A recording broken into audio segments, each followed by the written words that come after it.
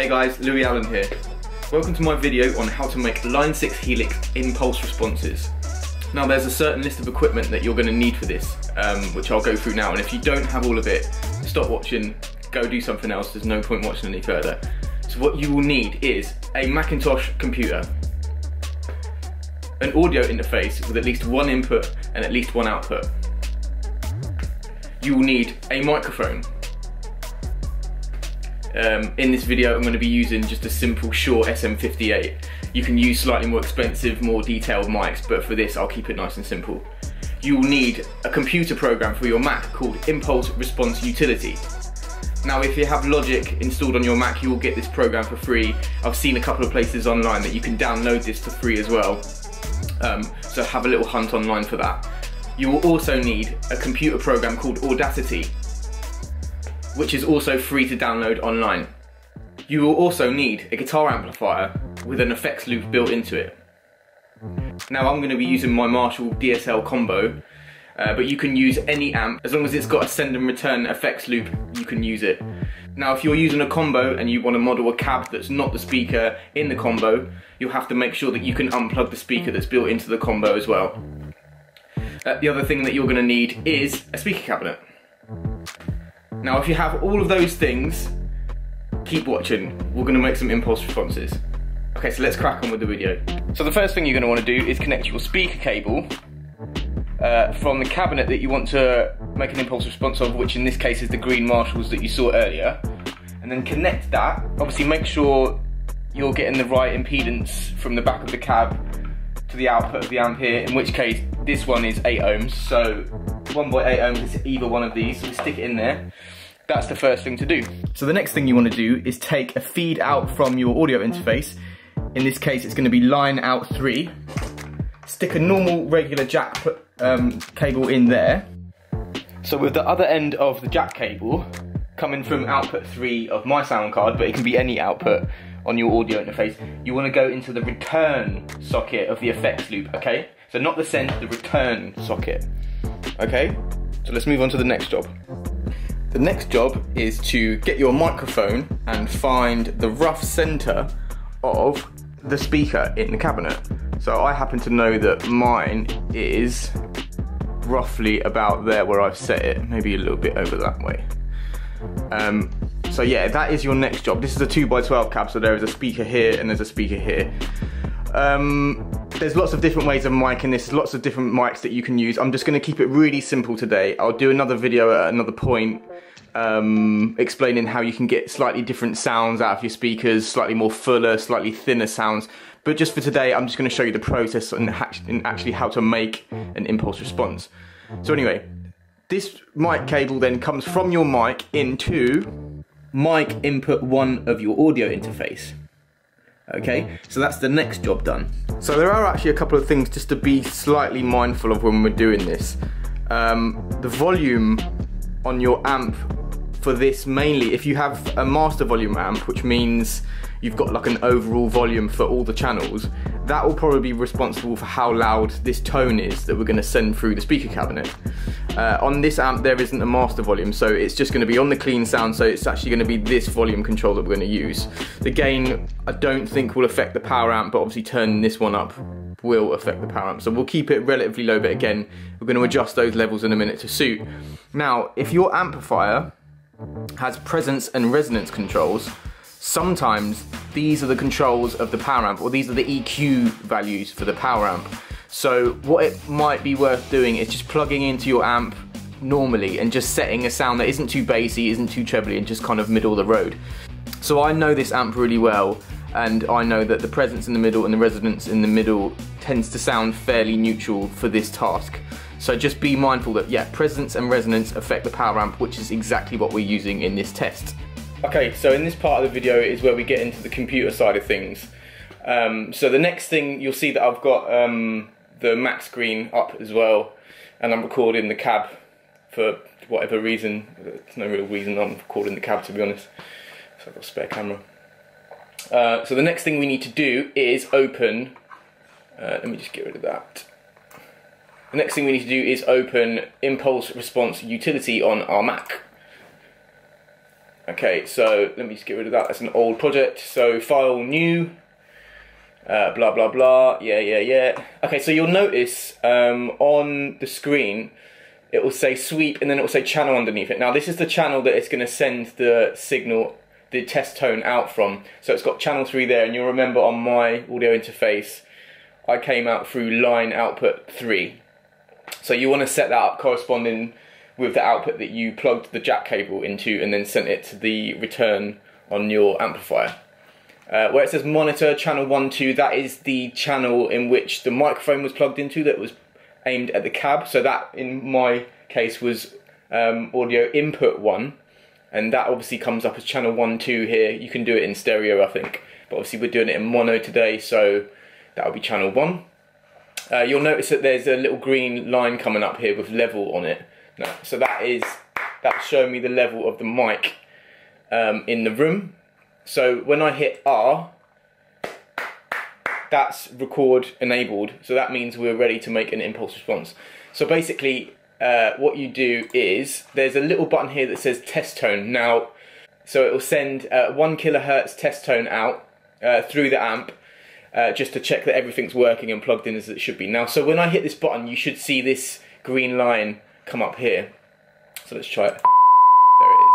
So that's our test tone. Nice and horrible frequency that will definitely mess your ears up if you listen to it too long, which we won't do. Again, when we hit this sweep button in a sec, put your fingers in your ears because it's horrible. You don't want to listen to that too loudly.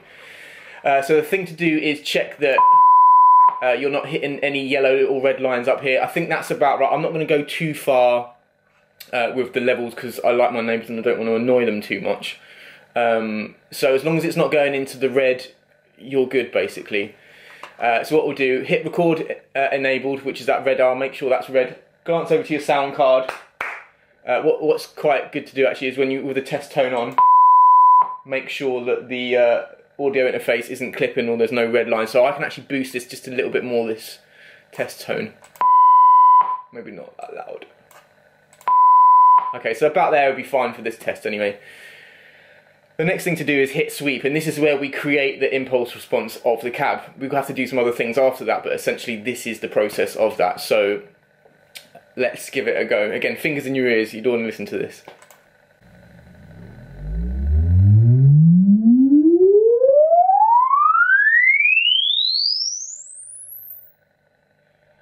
God, certainly does make your eyes water.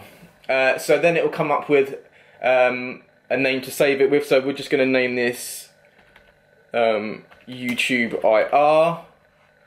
Save that. Okay, so that's one of the first parts of making the IR done. The next thing you need to do is at the bottom of this, there's an option that says Deconvolve. So I made my eyes water, that sound. So what you want to do is hit Deconvolve. Now basically, essentially what we're doing here is we're just chopping out all of the information below the waveform and all of the stuff above that isn't useful. So what you want to do is get as close to the waveform there as possible, highlight it with the left button.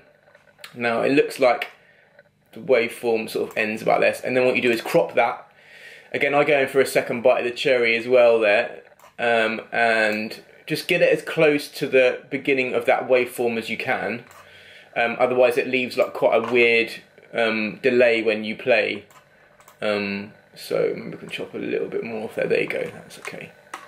Maybe back there. So we'll crop that, and that is essentially our IR here. So what we do, go down to the bottom where it says create setting, hit create setting, YouTube IR, we'll leave it as that. Hit OK, overwrite SDR file. I did this earlier, messed it up. So yes, SDIR file created. Okay, so the SDIR file will be called YouTubeIR.SDIR. Okay, great.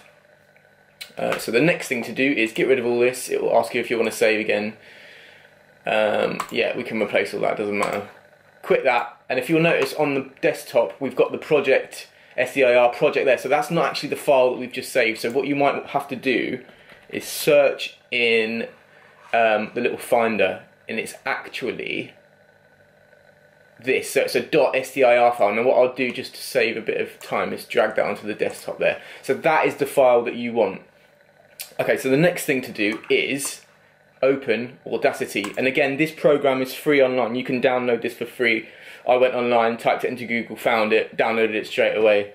Just make sure you're downloading it from the genuine source as well, because you don't want to download any viruses or anything. So hit OK. So the next thing to do, this is the super easy part here. Hit File, Open, and then on the desktop, you want to find that YouTube SDIR file. So not the project one, the .sdir file. Open that, and here it is. That is our file. So the next thing to do, go up to File in the top left corner, Export as WAV. Hit that. YouTube IR.wav. We'll save it on the desktop just for a minute. Hit Save. You can add all your artist name and stuff in there, we won't bother for now. Hit OK, and that's saved it. So if you'll notice, it's just come up there in the bottom right, YouTube IR.wav. So that is our impulse response file there, we've made it. So quit Audacity. Yeah, you can save that, blah, blah, blah, blah, blah, blah, blah, blah, blah, blah, blah. Okay, great. So there's only a couple more steps to go through, and then we can hear what our impulse response sounds like. So the next thing we want to do is open up HX Edit, like that. Again, free to download online if you've got a Line 6 Helix. And if you don't have a Line 6 Helix, I've got no idea why you're watching this video. It should connect to my Helix, which I have on the floor here. Okay, so I've got a patch that is just called IR Test for testing IRs that I make. So the next thing to do is click on the top left tab that says Impulses. Scroll all the way through till you find an empty. So let's just get rid of that because that was an old one. Okay, so we saved the YouTube IR.wav here on the desktop. So all you do is you drag it in to an empty slot there, and then it's as simple as pulling the IR from there into your preset. So let's have a listen to how that sounds. So let's turn it off. So it sounds like this, super fizzy, and when we turn it on, might have to give it a little bit more volume.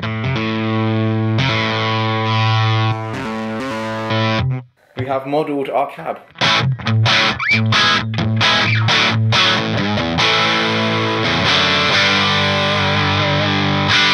Now I think these impulse responses, even as simple as what I've made here with a really sort of cheapish mic, sound way better than the cabs, and they just open it up to whole new sonic possibilities. So there's a couple of tips that I would say really quickly. The high cut, I would bring that down to around 7 or 8K.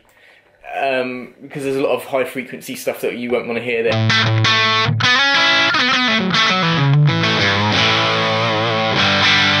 Maybe a bit higher for that, I don't know.